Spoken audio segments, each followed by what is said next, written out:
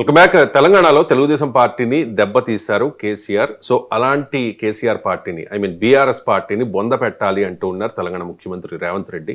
ఒకసారి బయట ప్లే చేయండి. ఈ తెలంగాణ రాష్ట్రంలో నందమూరి తారక రామారావు గారికి అభిమానులు ఉన్నారు, నారా చంద్రబాబు నాయుడు గారికి సహచరులు అనుచరులు ఉన్నారు. వాళ్ళందరికీ నా విజ్ఞప్తి ఒక్కటే, ఈ తెలంగాణ రాష్ట్రంలో తెలుగుదేశం ఉండొద్దని కక్ష గట్టి ఆ పార్టీ నాయకత్వాన్ని దెబ్బతీసిన చంద్రశేఖరరావును బీఆర్ఎస్ ను సమూలంగా 100 మీటర్ల గోతి తీసి పాతి పెట్టినప్పుడే బీఆర్ఎస్ వాళ్ళు గద్దెలు దిగాలి, ఊర్లలో బీఆర్ఎస్ దిమ్మలు కూలాలి.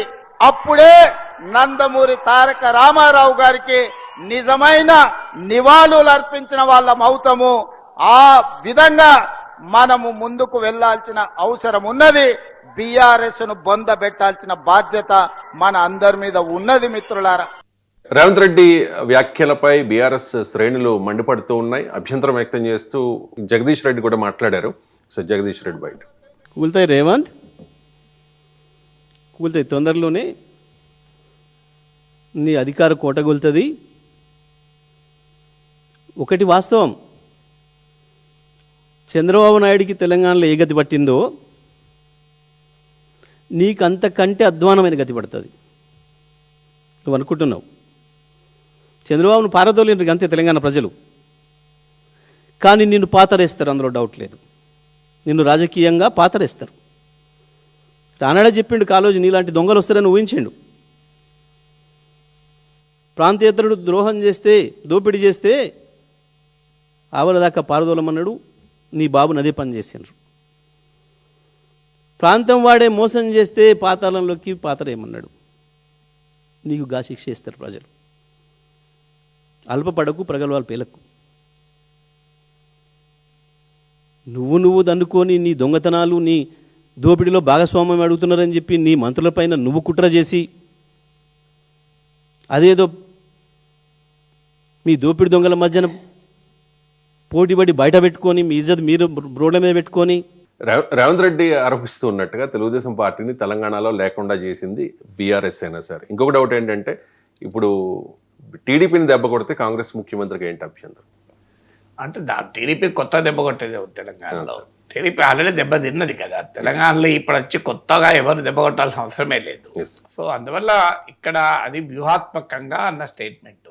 ఎందుకంటే ఖమ్మం జిల్లాలో ఉన్న పార్టీ కార్యకర్తల మీటింగ్లో అన్నాడు. మనందరికీ తెలుసు ఖమ్మం జిల్లా తెలుగుదేశానికి బలమైన కోటగా ఉండేది. ఇప్పటికి కూడా తెలుగుదేశం పార్టీ అభిమానులు, ఆ పార్టీని సమర్థించే సామాజిక వర్గం, ఆ పార్టీకి అనుకూలంగా ఉండేటువంటి ఓటర్లు గణనీయంగా ఉన్నటువంటి ప్రాంతం ఖమ్మం. సో మీకు ఖమ్మంలోనే కాదు, తెలంగాణలో మున్సిపల్ ఎన్నికలు రాబోతున్నాయి, ఆ తర్వాత కార్పొరేషన్ ఎన్నికలు రాబోతున్నాయి హైదరాబాద్లో. సో డెఫినెట్గా తెలుగుదేశంను అభిమానించేటువంటి ఓటర్లు ఎటువైపు ఓటు వేస్తారన్నది కీలకం.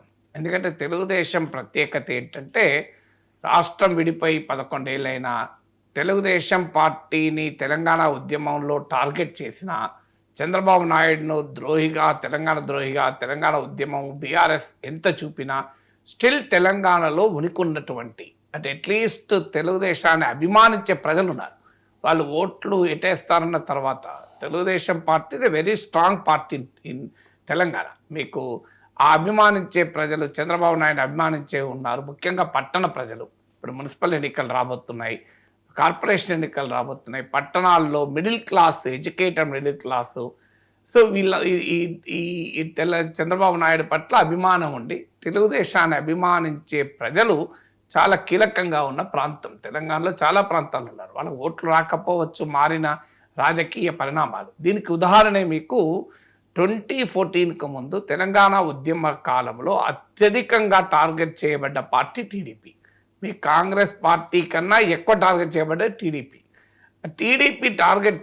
అంత టార్గెట్ అయినా కూడా 2014 అసెంబ్లీ ఎన్నికల్లో మీరు చూడండి, తెలంగాణలో ఒక ఎంపీ సీటు గెలుచుకుంది. పార్లమెంట్ ఎన్నికల్లో మల్కాజ్గిరి నుంచి మల్లారెడ్డి టీడీపీ అభ్యర్థిగా గెలిచాడు. అసెంబ్లీ ఎన్నికల్లో బీజేపీతో పొత్తు పెట్టుకుంటే తెలంగాణ రావటానికి సహకరించిన బీజేపీకి 5 సీట్లు వస్తే, 2 కళ్ళ సిద్ధాంతం అంటూ దాడికి గురైన టీడీపీకి 15 సీట్లు వచ్చాయి. మామూలు కాదు. 15 సీట్స్ వచ్చాయి. సో మీకు కాంగ్రెస్ పార్టీకి దగ్గరలో ఉంది టీడీపీ బీజేపీ కూటమి. ఈవెన్ 2018లో కూడా 2 సీట్లు వస్తాయి. మీకు ఆ 2 సీట్లు కూడా ఖమ్మం జిల్లాలో వచ్చాయి, గమనించాల్సింది.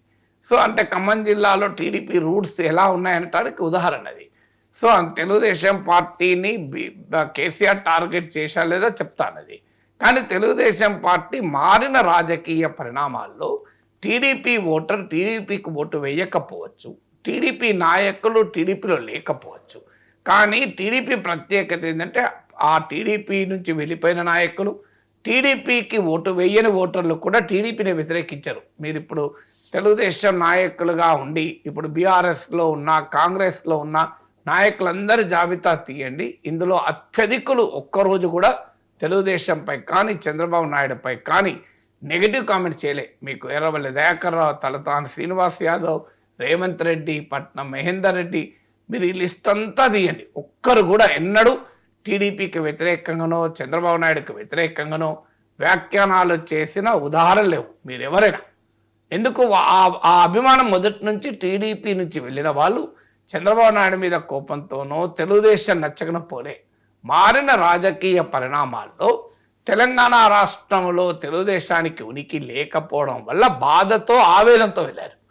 సో వారు ఈ కాంటెక్స్ట్ తెలిసిన రేవంత్ రెడ్డి వ్యూహాత్మకంగా ఆ ఓటర్లను తన వైపు తిప్పుకోవటానికి, ఎందుకంటే వాళ్ళు యాంటీ కాంగ్రెస్ ఓటర్లు. టీడీపీ ఓటర్ అంటే టీడీపీ పుట్టుకనే కాంగ్రెస్ వ్యతిరేక పుట్టుక.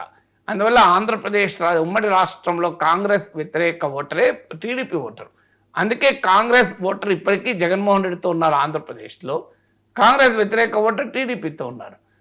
తెలంగాణలో మాత్రం కాంగ్రెస్ వ్యతిరేక ఓటర్. కానీ రేవంత్ రెడ్డి ఎప్పుడైతే ముఖ్యమంత్రి అయ్యాడో తెలుగుదేశం శ్రేణుల్లో రేవంత్ రెడ్డి అంటే చాలా అభిమానం. మీకు ఆంధ్రప్రదేశ్లో మీకు రేవంత్ రెడ్డికి ఆంధ్రప్రదేశ్లో ఉన్న తెలుగుదేశంలో కూడా భారీగా అభిమానులు ఉన్నారు. మీకు రేవంత్ రెడ్డి ముఖ్యమంత్రి అయినప్పుడు మీరు టీడీపీ అనుకూల సోషల్ మీడియా హ్యాండిల్స్ చూడండి, వాళ్ళు ఒక రకంగా సెలబ్రేషన్ మూడ్లోకి వెళ్ళిపోయారు. దీనికి కారణం ఏంటంటే రేవంత్ రెడ్డి చంద్రబాబు నాయుడుతో విభేదించి కాంగ్రెస్లో చేరడే, టీడీపీనిపై దాడి చేస్తూ కాంగ్రెస్లో చేరడే, మారిన రాజకీయ పరిణామాల్లో తన రాజకీయ వేదికగా తెలుగుదేశం ఉపయోగపడదని భావించి కాంగ్రెస్లో చేరాడు. ఇప్పటికి కూడా తెలుగుదేశం పట్ల చంద్రబాబు నాయుడుతో తన సాహచర్యం పట్ల రేవంత్ రెడ్డి అనుకూలంగానే మాట్లాడతాడు, పాజిటివ్గా మాట్లాడతాడు. ఇప్పటికీ ఆయన పేరు ఎన్ని దాడి చేసినా జగదీష్ రెడ్డి, బీఆర్ఎస్ వాళ్ళు చంద్రబాబు ఏజెంట్ నీవు, నీ బాస్ బాబు అని ఎన్ని అన్నా ఈ stands on that Revanth Reddy మీరు ఎప్పుడైనా చూడండి. సో ఈ పరిణామ క్రమంలో ఏం జరుగుతుంది అనేది ఇక్కడ ఒక ఛాలెంజ్గా మొదలైంది. మీరు మీడియా కూడా చూడండి, సాక్షిలోమో బీఆర్ఎస్ అనుకూల కథనాలు వస్తాయి, ఆంధ్రజ్యోతి ఈనాడోమో రేవంత్ రెడ్డి అనుకూల కథనాలు వస్తాయి. సో అందువల్ల ఈవెన్ ఆంధ్రప్రదేశ్ రాజకీయాల్లో చీలిన మీడియా తెలంగాణ రాజకీయాల్లో కూడా దాని ఎక్స్టెన్షన్ మనకు కనబడుతుంది. సో అందువల్ల రేవంత్ రెడ్డి వ్యూహాత్మకంగా కాంగ్రెస్ సహజ వ్యతిరేకులైన టీడీపీ ఓటర్లు తాను కాంగ్రెస్ ముఖ్యమంత్రిగా ఉండడం పట్ల తన పట్ల పాజిటివ్గా ఉన్నవారు ఇప్పటికీ కూడా చంద్రబాబు నాయుడును, ఎన్టీ రామారావును, తెలుగుదేశాన్ని అభిమానించే ఓటర్లను తన వైపు తిప్పుకోవాలి గనక, అది కూడా ఖమ్మం గడ్డలో ఉన్నాడు గనక వ్యూహాత్మకంగా నా మాటలు ఇవి. ఇక బీఆర్ఎస్ తెలుగుదేశాన్ని దాడి చేయలేదంటే వాస్తవమే కదా, దాంట్లో ఏం డౌట్ ఏముంది. మీకు తెలంగాణ ఉద్యమ కాలంలోనే అతిపెద్ద టార్గెట్ చంద్రబాబు నాయుడే కదా. మీకు ఈవెన్ 2014 తర్వాత కూడా బీఆర్ఎస్కు జగన్కు మానుకోట మర్చిపోయారు కదా. మానుకోటలో జగన్కు వ్యతిరేకంగా ఆ రోజు కొండా దంపతులు వైఎస్ఆర్ కాంగ్రెస్ పార్టీ తరఫున తెలంగాణ ఉద్యమకారులపై రాళ్లు విసిరి తుపాకులు ఎక్కపెట్టే ఘటన మర్చిపోయారు కదా. ఆ తర్వాత మీకు బీఆర్ఎస్కు వైసీపీకి మధ్య సాన్నిహిత్యం అందరికీ తెలుసు, కేసీఆర్కు జగన్కు. అందువల్ల చంద్రబాబు నాయుడు భుజాలపైన తుపాకీ పెట్టి బీఆర్ఎస్ కాంగ్రెస్ను కాలుస్తూ వచ్చింది. 2018లో కూడా మీకు మహాకూటమి ఏర్పాటైనప్పుడు తెలంగాణలో ఆ మహాకూటమిపై బీఆర్ఎస్ దాడిలో కూడా మీకు చంద్రబాబు నాయుడు భుజాలపైన తుపాకీ పెట్టే కాంగ్రెస్ను కాల్చింది 2018లో. ఇప్పుడు కూడా చంద్రబాబు నాయుడు భుజాలపైన తుపాకీ పెట్టి రేవంత్ను కాల్చాలన్నది బీఆర్ఎస్ ప్లాన్.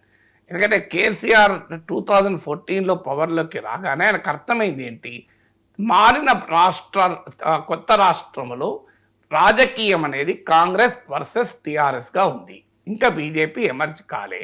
టీడీపీ అభిమాన ఓటర్ క్రైసిస్లో కన్ఫ్యూజన్లో ఉన్నారు. ఈ టీడీపీ అనుకూల ఓటర్ ఏమో కాంగ్రెస్ వ్యతిరేక ఓటరు. మరి ఈ టీడీపీనేమో బీఆర్ఎస్ టార్గెట్ చేసింది, తెలంగాణ ఉద్యమం టార్గెట్ చేసింది. మరి తెలంగాణ ఉద్యమంలో టార్గెట్ గురి కావడం వల్ల టీడీపీ ఓటర్ కాంగ్రెస్ వైపు మారతాడా, తమ సహజ స్వభావమైన కాంగ్రెస్ వ్యతిరేక స్వభావం వల్ల బీఆర్ఎస్ వైపు మారతాడా అనే చర్చ మొదలైంది. అప్పుడు కేసీఆర్ వ్యూహాత్మకంగా అడుగులు వేసి టీడీపీలో బలమైన నాయకులుగా ఉన్న వాళ్ళని తమ వైపు తిప్పుకున్నారు. ఈ టీడీపీకి ఉన్న ప్రత్యేకత, టీడీపీ ఒక రాజకీయ పాఠశాల. మీరు గమనించండి, టీడీపీ ప్రత్యేకత ఏంటంటే టీడీపీలో ఈనాడు జర్నలిజం స్కూల్లో చదివిన వాళ్ళు రాష్ట్రంలో అన్ని మీడియాల్లో, పత్రికల్లో, టీవీలో, ఇంక్లూడింగ్ సాక్షిలో కూడా ఈనాడు జర్నలిజం స్కూల్లో పనిచేస్తారు. మీకు ఈనాడు జర్నలిజం స్కూల్లో పనిచేసేచ్చారంటే సాక్షిలో ఉద్యోగం గ్యారెంటీ. ఈనాడు జర్నలిజం స్కూల్లో చదువుకున్నట్టు నేను 15 ఏళ్ళు ఈనాడు జర్నలిజం స్కూల్లో రిపోర్టింగ్ క్లాసులు కూడా చెప్పినవాడిని. ఎందుకంటే ఈనాడు జర్నలిజం స్కూల్ అంటే స్టాండర్డ్, ఇక అక్కడ ట్రైన్ అయ్యారంటే అయిపోతుంది. నన్ను ఒక మీడియా సంస్థ కొత్తగా ఒక టీవీ ఛానల్ పెట్టినప్పుడు ఏంటి రిక్రూట్మెంట్ చేయడం లేదు అంటే, ఇంకా ఈనాడు జర్నలిజం స్కూల్ బ్యాచ్ అయిపోలేదు సార్ అన్నాడు. అదేందయ్యా, నా దానికి మీకు సంబంధం ఏంటంటే అక్కడ వాళ్ళు ట్రైన్ చేస్తారు కదా, ఆ బ్యాచ్ అయిపోతే నేను మీరు అడ్వర్టైజ్ చేస్తాం అన్నారు. సో అంత క్రెడిబిలిటీ ఈనాడు జర్నలిజం స్కూల్కు. తెలుగుదేశానికి కూడా ఆ రకంగా పొలిటికల్ స్కూల్లో తెలుగుదేశం పార్టీ శిక్షణ మామూలు శిక్షణ కాదు. మీకు కేసీఆర్ నుంచి మొదలుకొని రేవంత్ రెడ్డి వరకు, మీకు ఆంధ్రప్రదేశ్లో కూడా చూడండి, తెలుగుదేశంలో కాకలు తీరిన నాయకులు ఇప్పటికీ కూడా బలమైన నాయకులుగా ఉంటారు ఆ ప్రాంతాల్లో. గోరంట బుచ్చయ్య చౌదరి, యనమల రామకృష్ణుడు, ఇలా మీరు ఒక సోమిరెడ్డి చంద్రమోహన్ రెడ్డి, ఒక పయ్యావుల కేశవ్, మీకు ప్రతి జిల్లాలో కనబడతారు. బలమైన దేవినేని ఉమా ప్రతి జిల్లాలో కనబడతారు. మీకు ఇది that's the beauty of TDP. తెలంగాణలో కూడా మీరు చూడండి, హైదరాబాద్లో తలసాని శ్రీనివాస్ యాదవ్, రంగారెడ్డి జిల్లాలో పట్నం మహేందర్ రెడ్డి, మహబూబ్ నగర్ జిల్లాలో నిరంజన్ రెడ్డి, మీకు వరంగల్లో ఎర్రవల్లి దయాకర్ రావు, ఖమ్మంలో తుమ్మల నాగేశ్వరరావు, ఇలా ప్రతి జిల్లాలో బలమైన లీడర్లు కనబడతారు మీకు టీడీపీకి. సో ఆ టీడీపీ రాజకీయ పాఠశాలలో రాటుదేలిన నేతలు ఏం చేయాలో అర్థం కాని పరిస్థితులు ఉన్నారు. కాంగ్రెస్లోకి వెళ్ళలేరు, ఎందుకంటే వారు జీవితం అంతా కాంగ్రెస్ వ్యతిరేక రాజకీయాల్లోనే వచ్చారు. బీఆర్ఎస్లో చేరలేరు, ఎందుకంటే తెలంగాణ ఉద్యమంలో టార్గెట్ అయింది వాళ్ళే. ఆ దశలో కేసీఆర్ తనకున్న వ్యక్తిగత సంబంధాలకు కావచ్చు, తన చాణక్య చాతుర్యంతో కావచ్చు, ఈ నాయకులందరినీ తమ వైపు తిప్పుకున్నాడు. మీరు అందుకే చూడండి, ఆల్మోస్ట్ ఆల్ టీడీపీ లీడర్స్ మీకు బీఆర్ఎస్లో కనబడతారు. తర్వాత వాళ్ళు కొంతమంది కాంగ్రెస్లో చేరొచ్చేమో, కానీ మీకు కేసీఆర్ మంత్రివర్గంలో తీసుకోండి మీరు, తలసాని శ్రీనివాస్ యాదవ్, నిరంజన్ రెడ్డి, తుమ్మల నాగేశ్వరరావు, తెలుగుదేశంలో ఉన్న మంత్రులంతా కనబడతారు మీకు. సో కడియం శ్రీహరి, వీళ్ళంతా మామూలు లీడర్లు కాదు కదా, వీళ్ళంతా తెలుగుదేశంలో రాడుదెళ్ళిన లీడర్లే. సో ఈ లీడర్లందరూ కనబడతారు. అందువల్ల వ్యూహాత్మకంగా టీడీపీ లీడర్లను తన వైపు తిప్పుకున్నాడు. దాంతో అనేక జిల్లాల్లో బీఆర్ఎస్ గ్యాప్ ఉండే, మహబూబ్ నగర్, రంగారెడ్డి, ఖమ్మం, ఆ గ్యాప్నంతా ఫిలప్ చేసుకున్నాడు. దానికి తోడు టీడీపీకి ఉన్న బీసీ ఓట్ బేస్ ఉంటుంది, అది బలమైన ఓట్ బేస్. ఆ టీడీపీ ఎందుకంటే ఎన్టీ రామారావు టైంలో బలమైన బీసీ నాయకులు తయారు చేశారు. ఎందుకంటే అప్పుడున్న పరిస్థితుల్లో కాంగ్రెస్ పార్టీ వెనకాల ఎస్సీలు, మైనారిటీలు, ఎస్టీలు ఉంటే వ్యూహాత్మకంగా బీసీల రాజకీయ సాధికారికతకు తెలుగుదేశం దోహదం చేసింది. అందుకే మీరు దేవేంద్ర గౌడ్ నుంచి మొదలుకొని యనమల రామకృష్ణుడు వరకు, ఎర్రన్నాయుడు నుంచి మొదలుకొని చాలామంది బలమైన బీసీ నేతలు మీరు తెలుగుదేశంలో పెరిగారు. సో ఆ తెలుగుదేశం పార్టీ వెనకాలన్న బీసీ ఓటర్లను కూడా తన వైపు తిప్పుకున్నాడు.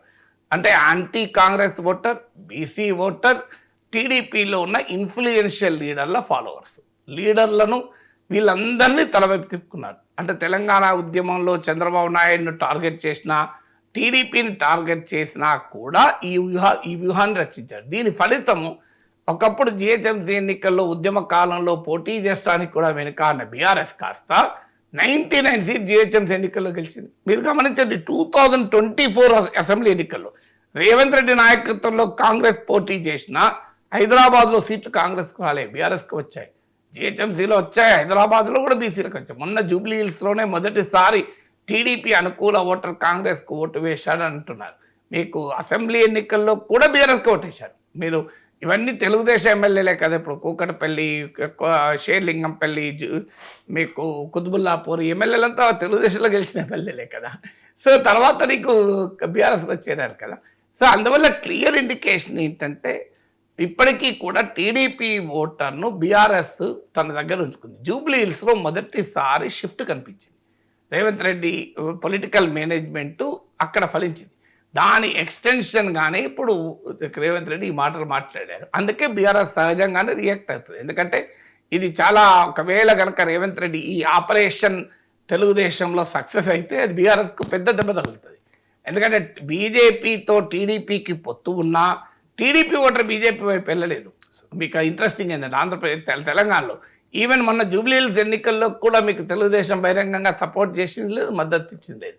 అంటే ఆంధ్రప్రదేశ్లో తమతో పొత్తు ఉన్న ఎన్డీఏలో భాగమైన తెలుగుదేశాన్ని ఎంబ్రేస్ చేయడానికి బీజేపీ రెడీగా లేదు ఇక్కడ. సో కానీ రేవంత్ రెడ్డి ధైర్యంగా తన వ్యక్తిగతమైన సంబంధాలను ఉపయోగించి తెలుగుదేశం ఓటర్లను అట్రాక్ట్ చేసే పని చేస్తున్నారు. సో దాని కౌంటర్ చేస్తానికి తెలంగాణ ఉద్యమ కాలపు రాజనీతిని బీఆర్ఎస్ ప్రయోగించాలని చూస్తుంది. ఎవరు గెలుస్తారో చూడాలి.